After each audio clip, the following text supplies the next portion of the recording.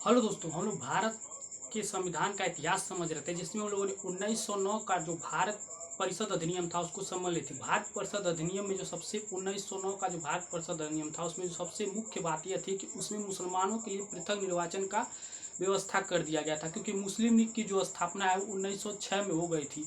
1906 के दिसंबर का जो महीना था उसमें कर दिया गया था, मुसलमानों द्वारा मुस्लिम लीग की स्थापना कर दी गई थी।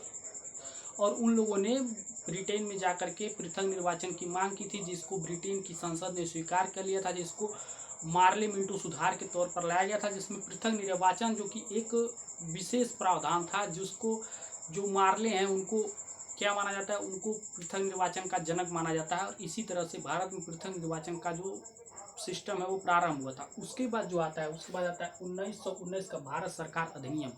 इस अधिनियम का इतिहास यह है कि इस अधिनियम को लाने से पहले ब्रिटिश जो संसद है वो बहुत मजबूर हो गई थी कि यह अधिनियम उसको क्यों लाना पड़ा। देखिए, 1909 में जो भारत परिषद अधिनियम आया था उसमें यह व्यवस्था हो गई थी कि मुसलमानों के लिए पृथक निर्वाचन होगा।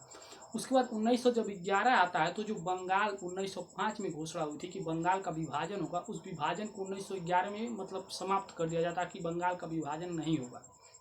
और मुसलमान भी धीरे धीरे यह समझने लगे थे कि ये जो ब्रिटेन वाले लोग हैं, यानी जो अंग्रेज हैं, वो क्या कर रहे हैं, वो हमको फूट डाल कर हमारे ऊपर राज करने का प्रयास कर रहे हैं। यह उनके अंदर यह भावना, मतलब उनको यह समझ में आ गया था। यह लोग धीरे धीरे चल करके इकट्ठा होते चले गए, यानी मुसलमानों में, यानी जो कांग्रेस थी उसमें जो नरम दल था और गरम दल था वो भी पृथक हो गए थे, पर वो लोग भी अब इकट्ठा हो रहे थे। और मुस्लिम लीग भी, यानी ये तीनों संस्थाएं जो थी वो इकट्ठा हो रही थी, गरम दल, नरम दल और मुस्लिम लीग, ये तीनों लोग इकट्ठा हो रहे थे। और उधर दूसरी तरफ द्वितीय विश्व युद्ध चला था, प्रथम विश्व युद्ध चला था। प्रथम विश्व युद्ध कब से चला था? 1914 से 1918 के बीच में चला था। 1914 से 1918 के बीच में क्या होता कि इस विश्व युद्ध में जो ब्रिटेन था उसको तो पता नहीं था कि जीतने कौन वाला है।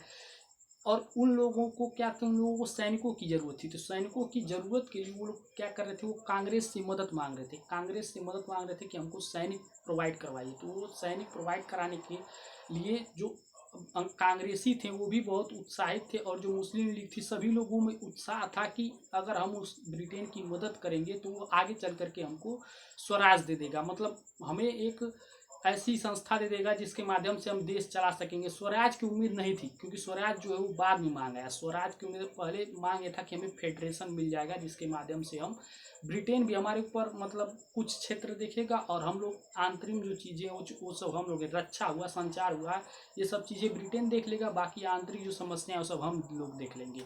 यह मांग मतलब कांग्रेस में उठ रही थी। और इन सब को देखते हुए जो प्रथम विश्व युद्ध 1914 में प्रारंभ हुआ था उसमें ब्रिटेन को सैनिक प्रोवाइड करने के लिए गांधी जी ने भी बहुत प्रयास किया था कि ब्रिटेन की मदद के लिए सेना यहाँ से जाए।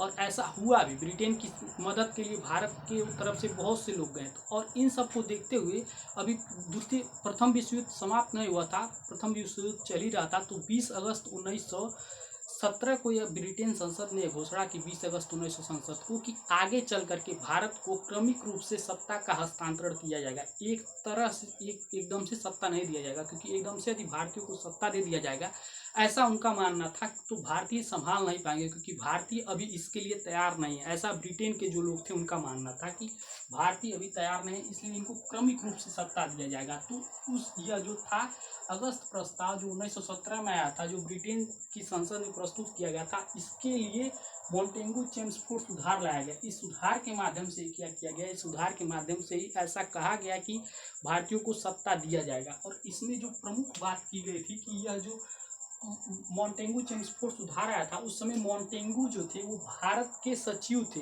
कहाँ? ब्रिटेन में। भारत के सचिव ब्रिटेन में थे। और चेम्सफोर्ड जो थे भारत के वायसराय थे। चेम्सफोर्ड भारत के वायसराय थे और मॉन्टेगू जो थे वो भारत के सचिव थे। और इसमें क्या किया गया था, तो इसमें जो पहला प्रावधान यह किया गया कि सभी के लिए पृथक निर्वाचन का व्यवस्था कर दिया गया। ये जो सुधार आया इसमें सभी के लिए पृथक निर्वाचन की व्यवस्था कर दिया। ऐसा क्यों हुआ? क्योंकि लखनऊ अधिवेशन जो हुआ था, लखनऊ अधिवेशन में मुस्लिम लीग, नरम दल, गरम दल, ये सभी लोगों ने मिल करके ब्रिटेन को एक सुझाव दिया था कि हमें किस प्रकार से सत्ता चाहिए। तो उन सभी ने इकट्ठा होकर के यह मांग किया था ब्रिटेन से कि हमें मतलब पृथक निर्वाचन, यानी सभी के लिए अलग अलग धर्म के लोगों के लिए अलग अलग निर्वाचन मंडल की स्थापना किया जाए और उनके लिए अलग अलग निर्वाचन क्षेत्र हो। तो इस प्रकार से व्यवस्था किया गया था। तो वो चीज़ इसमें स्वीकार कर ली गई थी। यानी इसमें जो था ये मतलब पूरी तरह से इसमें पृथक कर दिया गया। मुस्लिमों के लिए अलग, सिखों के लिए अलग, जो यूरोपीय थे उनके लिए अलग, हिंदुओं के लिए अलग, इस तरह से व्यवस्था कर दिया गया। सबके लिए अलग अलग निर्वाचन का व्यवस्था कर दिया गया। और इसमें क्या किया गया था, भारत का जो सरकार का स्ट्रक्चर था, भारत सरकार, उसमें क्या प्रावधान किया गया? तो उसमें जो वायसराय थे उनकी जो कार्यपालिका परिषद थी, जिसको मंत्री आज के तौर पे मंत्री मान लीजिए, जो मंत्री वाली परिषद थी उसमें 8 सदस्य कर दिए गए। पहले कितने थे? तो पहले 6 थे। अब इसमें क्या कर दिए गए? अब इसमें 8 सदस्य कर दिए। 8 में से 3 को भारतीय होना अनिवार्य कर दिया गया कि मतलब 3 भारतीय होने ही चाहिए।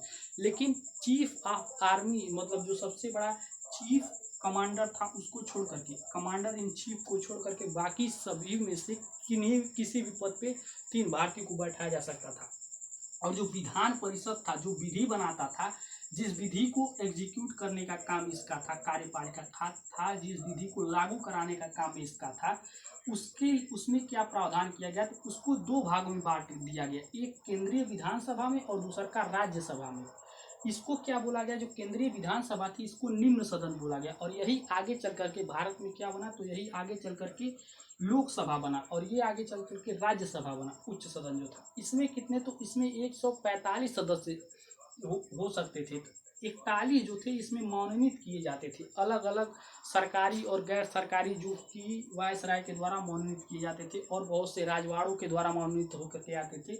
और इसमें जो थे 104 ये निर्वाचित होकर के आते थे। इन निर्वाचन में कौन से थे? तो 52 जो थे वो जनरल कैंडिडेट थे, जिसमें हिंदू हो या फिर कोई जो जनरल कैंडिडेट आए वो थे। और जो 30 थे वो मुस्लिम लीग के लिए था। 30 सीट किसके लिए था? मुस्लिम लीग के लिए। और 2 सिखों के लिए, और 2 जो 20 थे वो विशेष जो थे, जैसे जो यूरोपीय थे उनके लिए विशेष करके वो 20 सीट कर दिया गया उसमें से।